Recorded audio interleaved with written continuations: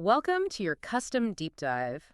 Today, we're doing something a little different. We're looking at a snapshot of a Bloomberg webpage. And our mission here is to explore this wild contrast between the surface level economic headlines you read and the hidden digital machinery that's, running in the background just to let you see them. Right. Yeah. It really forces us to examine not just what we're consuming, but what's actually consuming us in return. Exactly. I mean, imagine logging on just to check inflation, totally unaware that in like a split second, 149 companies just traded your data. It's essentially a micro stock market of you. But looking at the surface first, we have this snapshot of a very cautious UK economy. Right, like the Bank of England is holding rates. hmm And there are these deeper societal shifts happening, too, like the headlines mention a childless London and some pretty intense debates around inheritance tax. Wow. And globally, there's the inflation impact from the Iran war. Plus, tucked away in a web link, there's this survey from the RICS. The Royal Institution of Chartered Surveyors, Yeah. basically the ultimate authority on UK real estate. Right, them. Yeah. They're predicting that London's house price slump is finally about to bottom out. It's a lot to take in at once. Reading these mixed indicators, you really feel this massive amount of tension in just a few lines of text. Yeah, it's like checking the barometric pressure before a storm. Everything feels super interconnected.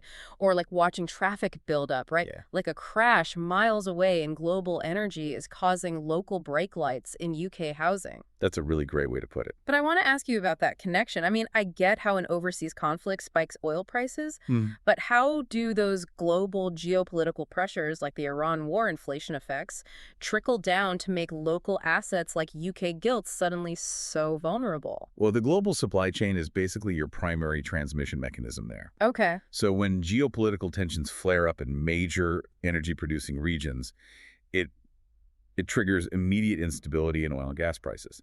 And that energy cost bleeds into literally everything. Right, like manufacturing and shipping. Exactly. Basic agriculture, too. Oh. So to cool off that imported inflation, the Bank of England has to step in and hold interest rates high. But holding those rates high crushes the yields curve on existing gilts. Yeah. It makes them instantly vulnerable because newer bonds are going to be issued with better yields. Oh, wow. So newer is better and the old ones tank. And that same pressure moves straight into the housing market then. Mortgages just become way too expensive to take on, which drives that slump mentioned in the RICS survey. Right. So stagnant rates, vulnerable bonds, housing slumps, they all reflect this broad theme of economic hesitation.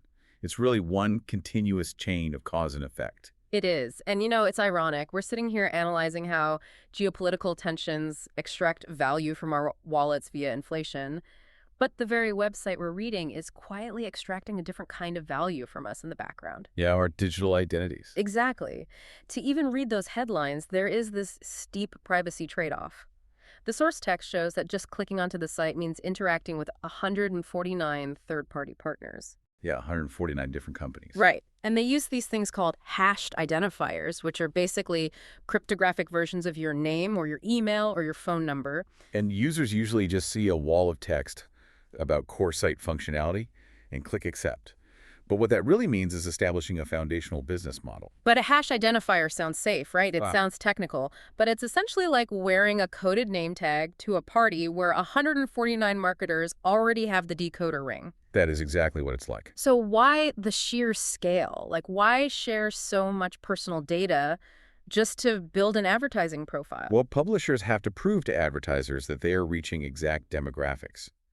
So in the milliseconds between you clicking the article and the page actually loading, those partners use your hashed email to hold a literal lightning-fast auction. Wait, a real-time auction? Yes.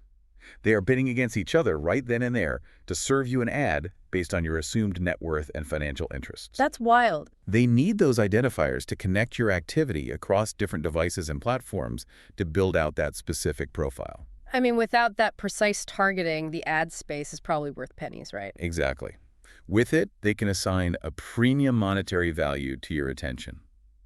The news tells us about the economy, while the website machinery turns the reader into an economy. Wow.